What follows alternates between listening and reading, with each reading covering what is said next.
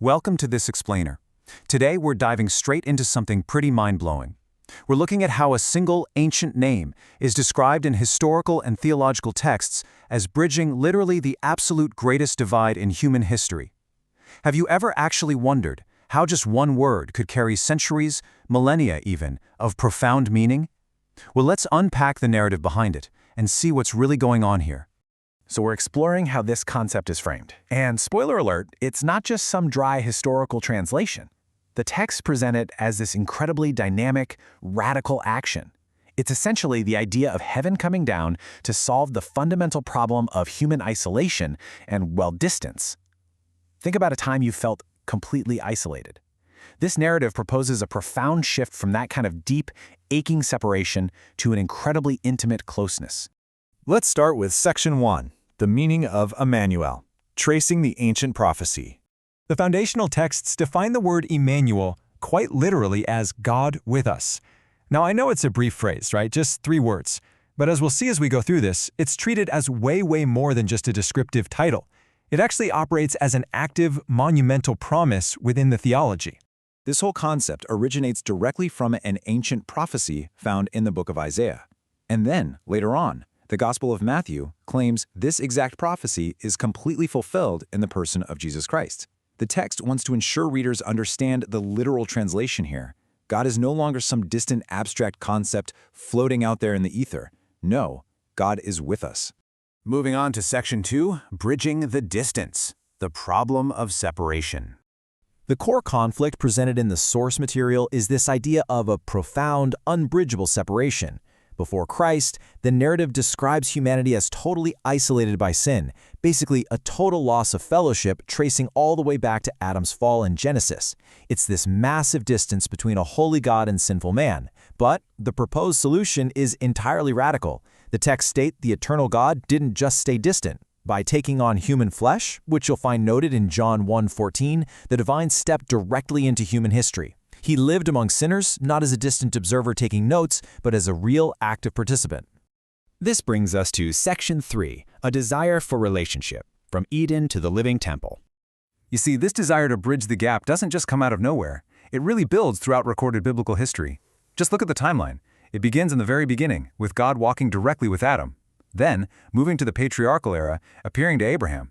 Later during the Exodus, the divine presence is described as dwelling in the tabernacle, and then the glory fills the physical temple during the monarchy era. But here's the catch. The text frames all of these as just partial manifestations.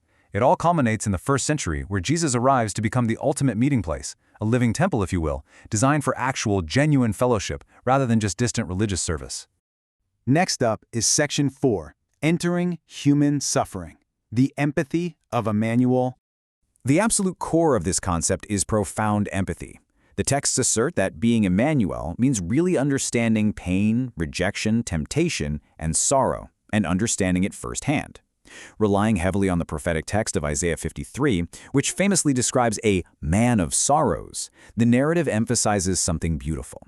No suffering is unseen, and no tear is ignored.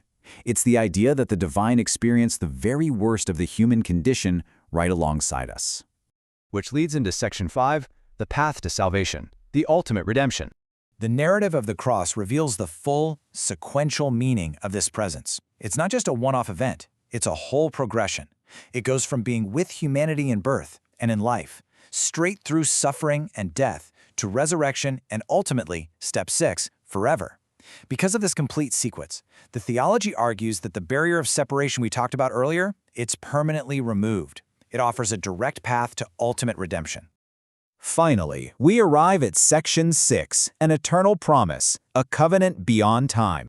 Right here, the biblical narrative comes completely full circle. Think about it. It begins with a literal walk in Eden, and it culminates way at the end in the book of Revelation with this massive triumphant promise.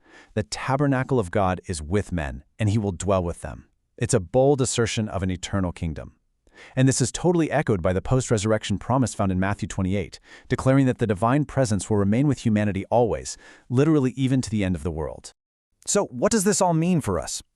Ultimately, the source text shows this theology resting on a few core pillars. It's about God's profound love toward fallen humanity, a real willingness to come near to sinners, a total victory over that initial separation, and a persistent desire to just dwell eternally with us, revealing the divine through Jesus. In its absolute simplest distillation, heaven came down to bring humanity back to God. Interestingly enough, the source material actually concludes with a really beautiful summary in Telugu that perfectly encapsulates these exact themes: the divine bearing human pain, removing the historic divide, and offering eternal life. It asserts that Emmanuel is so much more than just a name. It is the ultimate declaration of love, presence, and salvation. So, reflecting on this entire breakdown, we're left with a pretty profound question. If this ultimate promise of proximity is true, how does heaven coming down change your understanding of the human story forever?